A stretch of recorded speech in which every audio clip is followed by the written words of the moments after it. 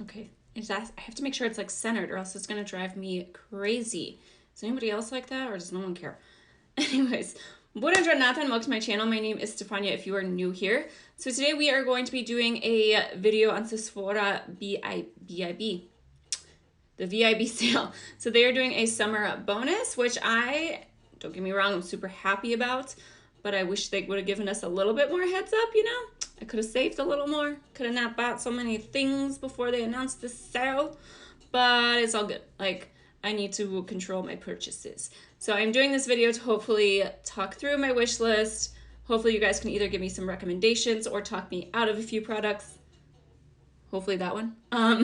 But either way, I love to hear what other people's lists are. I'm always, you know, a little nosy. So we are going to get into this video. The Sephora summer bonus event starts on August 19th through the 27th for Rouge, and then the 20th through 27th for VIB for 15% off.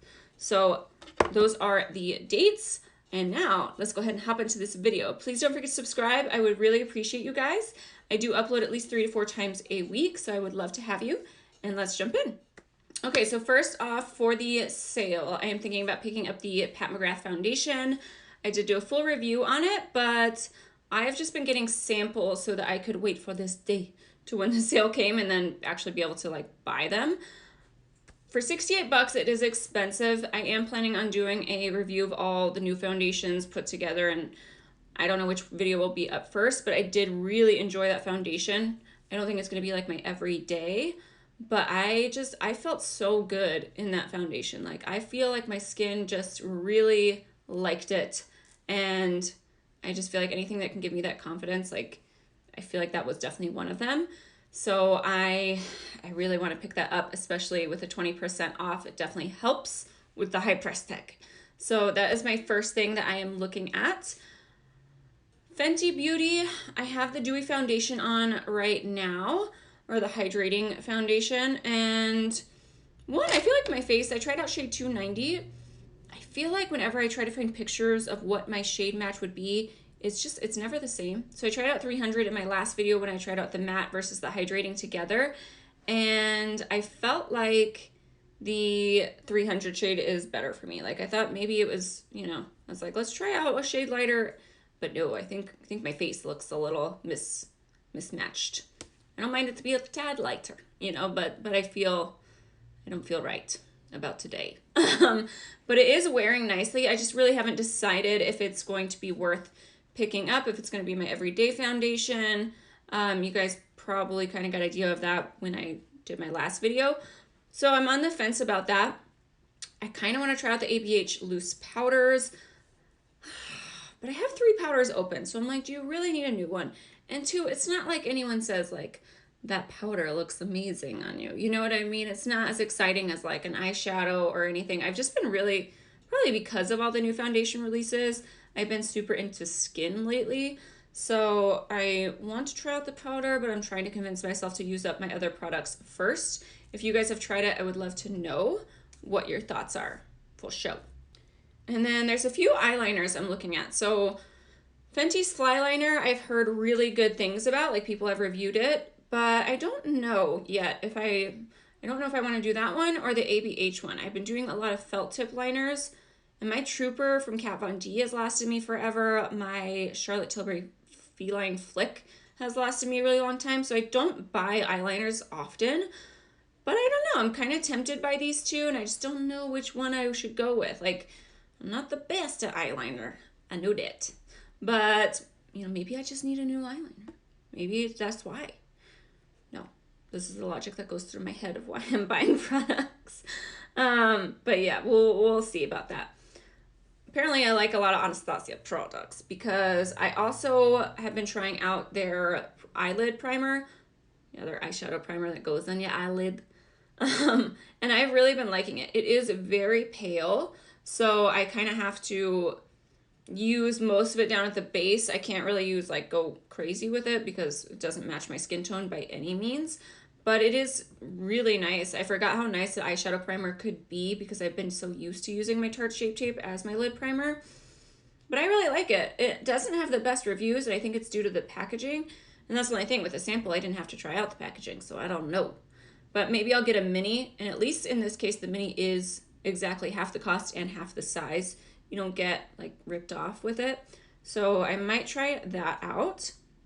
Milk Makeup has these new Flex highlighters that look really pretty.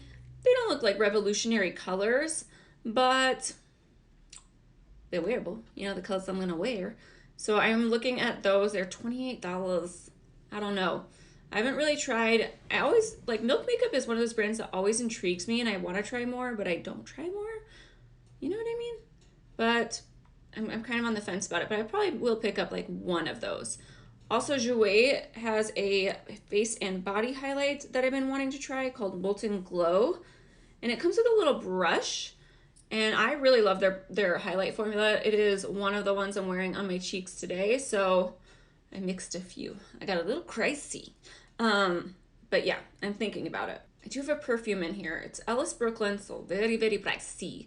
And I am not a perfume person. I kind of have like one or two, and then I'm good to go. I'm like looking in the background, like how many perfumes are back there? Am I lying?